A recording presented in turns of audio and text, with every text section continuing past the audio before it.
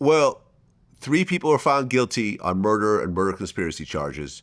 You got found guilty of first-degree murder with a special circumstance of gang-related homicide. Sentenced to 31 years to life in prison.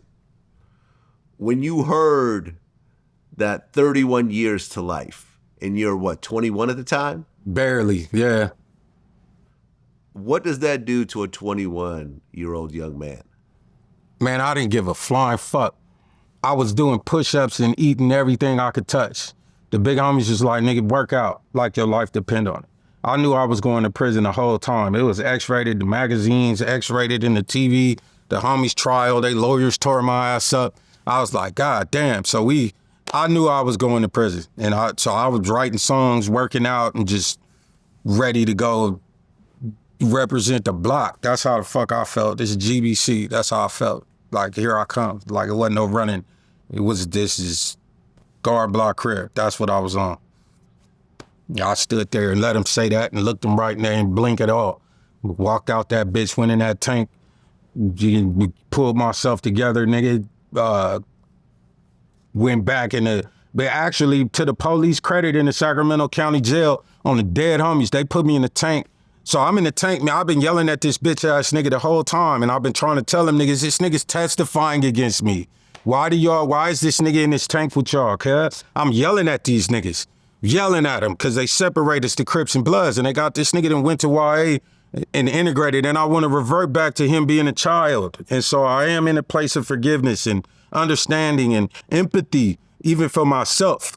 We was just some idiots, young kids and babies that needed development, didn't have the luxury of parents who was willing to fight for us, be they single parents or together. So I understand the concept, but I wanted to have a dialogue. And so I'm yelling at them niggas. This nigga telling on me, cuz, and it was a nigga from Oak Park named Chris Rowe that's really with the shit. Niggas know Chris Rowe. That nigga's a real nigga. And so Chris Rowe was listening to me yelling at them niggas. And so the police could hear it. So when they start putting us on the chain to take us back, they took my cuffs off. So I got my cuffs off, and they put us in the elevator with our hands behind our backs, all of us.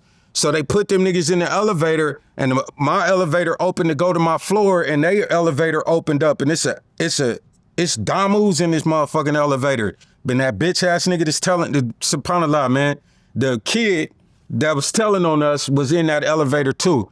So the police they let me I got on that motherfucking elevator. And Chris Rowe, it's me and Blood niggas. And Chris Rowe turned around and looked at me and was like, handle your business, Blood. Man, I beat that nigga bitch ass in there.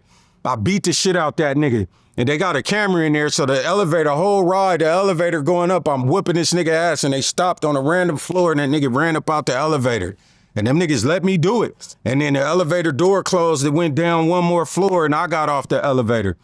Actually, that's false. So, no, I got off the elevator and I got on the next elevator, and it was a bunch of big ass white boys, and everybody was standing there with their hands behind their back facing the wall.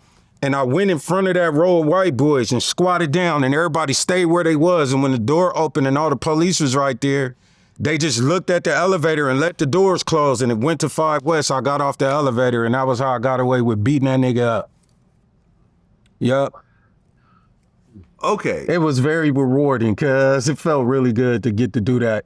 And so now that was then and this is now, and I feel how I feel, but it was very rewarding to be able to beat that bitch ass nigga up at the time. I thought that about him at the time. Yeah.